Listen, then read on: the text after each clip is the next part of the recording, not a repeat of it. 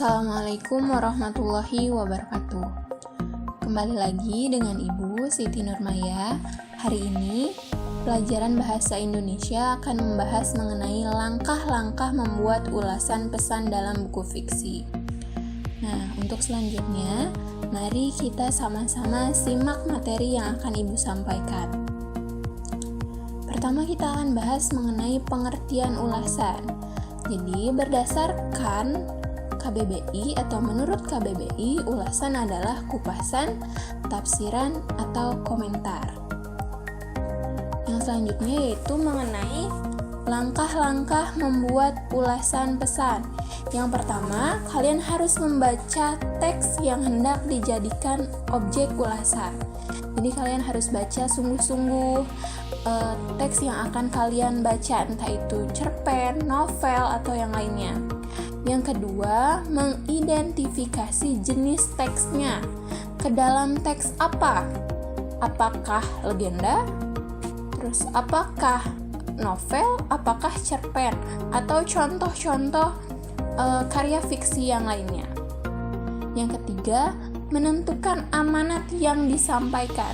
Jadi setelah dibaca dengan sungguh-sungguh, diidentifikasi jenis teksnya apa, silahkan kalian tentukan amanat yang ingin disampaikan atau pesan yang ingin disampaikan oleh penulis kepada pembaca.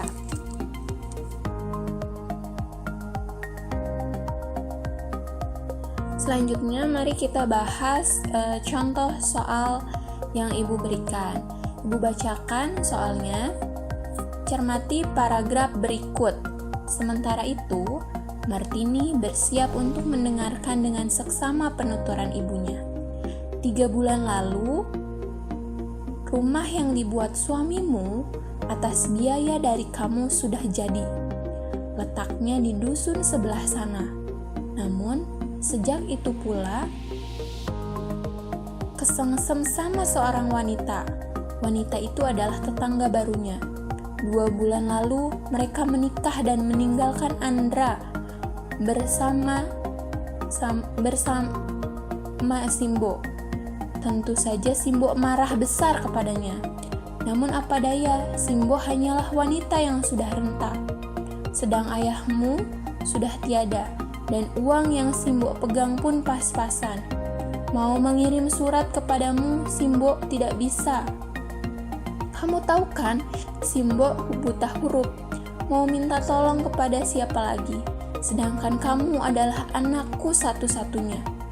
Kamu tidak mempunyai saudara yang bisa Simbo mintai tolong untuk mengirimkan surat kepadamu. Sedangkan anakmu, Andra, masih kelas 1 SD. Mendengar penuturan ibunya, Martini langsung menangis. Ia sedih, marah, dan kalut. Mengapa Simbo tidak melaporkannya ke Pak Kadus dan Pak Kades? Dan beliau pun sudah berjanji untuk membantu Simbo. Namun, sampai saat ini, Simbo belum mendapatkan jawabannya. Sedangkan suamimu sendiri dan istri barunya tampak tak peduli dengan suara-suara miring para tetangga. Dan untuk lapor ke KUA, Simbo tidak berpikir sampai ke situ. Maafkan Simbo, tambah ibunya dengan suara yang terdengar bergetar. Nah, kita jawab sama-sama.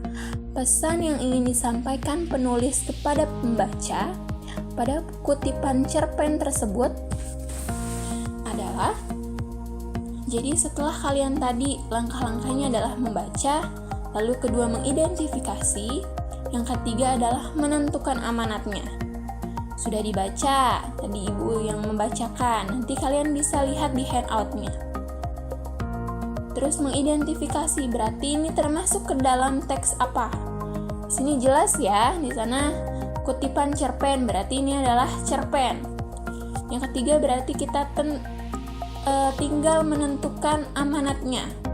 Setelah dibaca kira-kira yang mana nih? Yang A, dengarkan nasihat yang baik dari orang-orang di sekitar kita, termasuk orang tua kita. Apakah Simbo aja tadi menasehati atau tidak? Simbonya berarti tadi hanya menceritakan bahwa suaminya selingkuh itu ya, dan menelantarkan anaknya. Janganlah terlalu mengatur kehidupan, dan perekonomian anak yang sudah berkeluarga. Apakah C.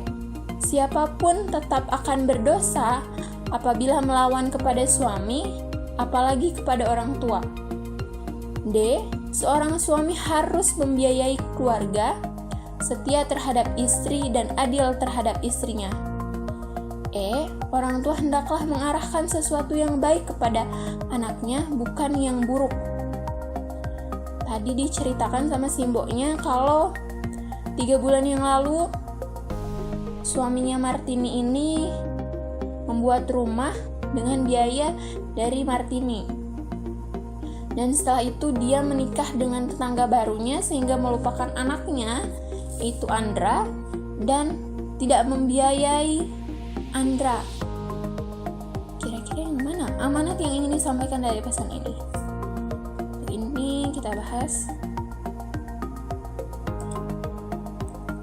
Kita lihat jawabannya adalah D ya. Tadi dijelaskan sudah jelas sekali bahwa suaminya tidak membiayai, berarti amanat yang ingin disampaikan atau pesan yang ingin disampaikan penulis kepada pembaca yaitu seharusnya seorang suami harus membiayai keluarga dan setia terhadap istrinya, karena tadi suaminya Martini ini selingkuh dengan tetangganya, dan adil terhadap istrinya, jangan sampai zalim terhadap istrinya.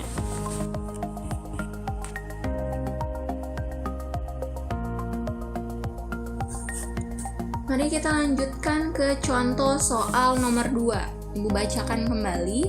Silakan kalian lihat, boleh di handout, boleh di video ini. Bacalah paragraf berikut. Tapi itu tak dapat dicapai dengan kenduri saja. Masa dan keadaanlah yang menentukan. Ompi yakin masa itu pasti akan datang. Dan ia menunggu dengan hati yang disabar-sabarkan. Pada suatu hari yang gemilang, angan-angannya pasti merupa jadi kenyataan. Dia yakin itu bahwa indra budimannya akan mendapat nama tambahan dokter di muka namanya. Atau salah satu titel yang mentereng lainnya. Ketika Ompi mulai mengangankan nama dambaannya itu, diambilnya kertas dan potlot, ditulis nama anak-anak, Dr. Indra Budiman, dan Ompi merasa bahagia sekali. Ia yakinkan kepada para tetangganya akan cita-citanya yang pasti tercapai. Nah, ini adalah cerpen yang lama, tentu saja banyak sekali kata-katanya yang mungkin tidak atau asing didengar di telinga kita. Amanat yang terkandung dalam penggalan cerpen di atas adalah: A. Janganlah terlalu yakin dengan angan-angan sendiri. B. Cita-cita orang tua akan tercapai kalau didukung oleh anaknya. Apakah ini orang tuanya bercita-cita bahwa Ompi menjadi seorang dokter? C. Cita-cita pasti tercapai kalau dilandasi keyakinan dan keyakinan akan keberhasilannya. D. Asal kita yakin, pengaruh dari orang lain tak ada artinya. E. Hendaklah kita yakin dengan apa yang kita cita-citakan. Tadi diceritakan di cerpen ini, dan Ompi merasa bahagia sekali. Ia yakinkan kepada para tetangganya akan cita-citanya yang pasti tercapai itu. Nah, jadi jawabannya adalah E.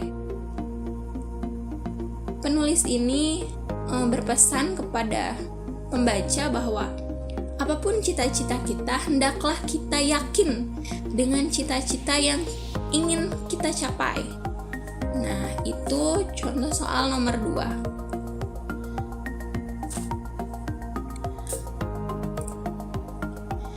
Baik anak-anak, untuk pembelajaran hari ini Ibu cukupkan.